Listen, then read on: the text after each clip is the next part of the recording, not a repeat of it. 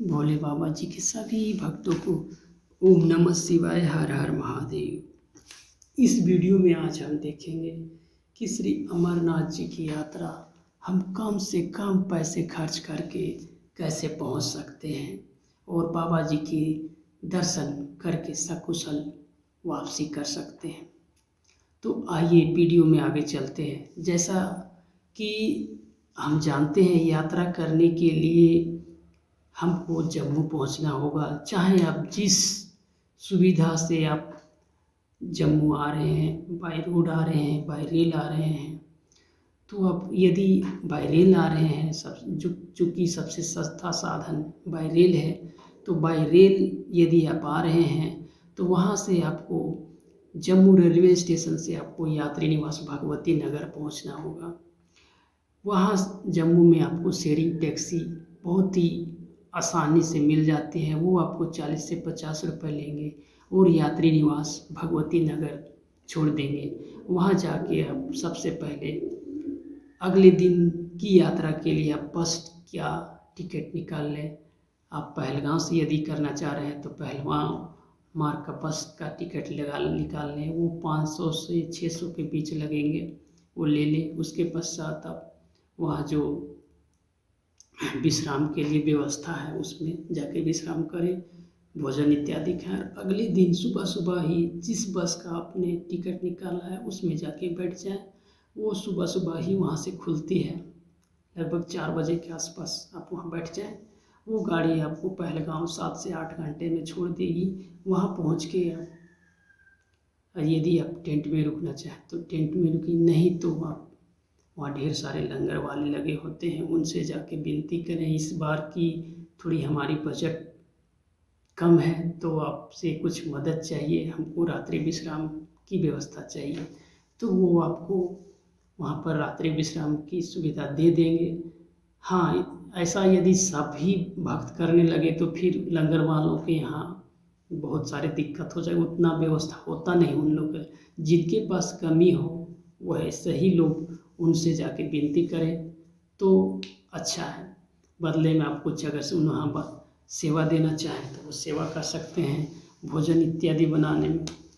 तो उसके बाद आप अगले दिन वहाँ से शेयरिंग टैक्सी लेके चंदनवाड़ी पहुँच जाएँ। वो 150 रुपये पर व्यक्ति चार्ज करेंगे और चंदनवाड़ी एक्सिस गेट तक छोड़ देंगे। वहाँ से फिर आपको पैदल यात्रा शुरू हो जाएगी।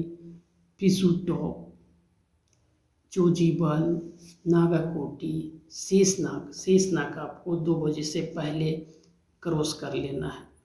2 बजे से पहले क्रॉस करेंगे तभी आगे की यात्रा के लिए आपको परमिशन मिलेगी, अन्यथा आपको शेषनाग में रोक ली जाएगी।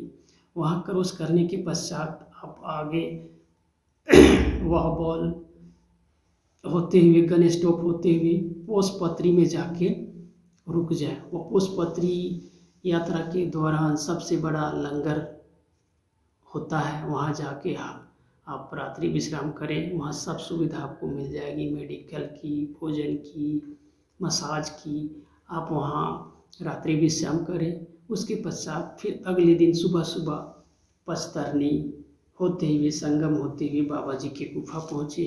वहाँ फ्रेश वगैरह होके आप बाबा जी का दर्शन करके आप रिटर्न सेम डे में आप बालटाल पहुँच जाए। वो बालटाल पहुँच के आप वहाँ पे रात्रि विश्राम लंगर वालों के पास जाएं। वहाँ लंगर वाले भी रात्रि विश्राम करने के लिए ब्लैंकेट वगैरह दे देते हैं और वो फ्री में वो सेवा देते हैं। फिर वहाँ रात्रि विश्राम करने के पश्चात अगले दिन बस का टिकट लेके आप बस जम्मू पहुँच जाएं। तो मोटा मोटी आपको किराया कितना हो गया, यहाँ से 600 रुपये, जम्मू से 50 रुपये, 650 होंगे। फिर पहलगांव से चंदनवाड़ी 150 रुपये, तो 800 रुपये होंगे। फिर जम्मू से बालटाल से जम्मू हो गए तो मोटा मोटी वहाँ 100-150 ज़्यादा लगता है, तो 700 रख लीजिए उधर का, तो 8 और 7 1500 रुपये होंगे। तो 1500 रुपये में आप आराम से यात्रा कर सकते हैं। 1500 नहीं, 2000 रख लीजिए। 2000 में आप आराम से बाबा जी की यात्रा करके रिटर्न जम्मू आ सकते हैं।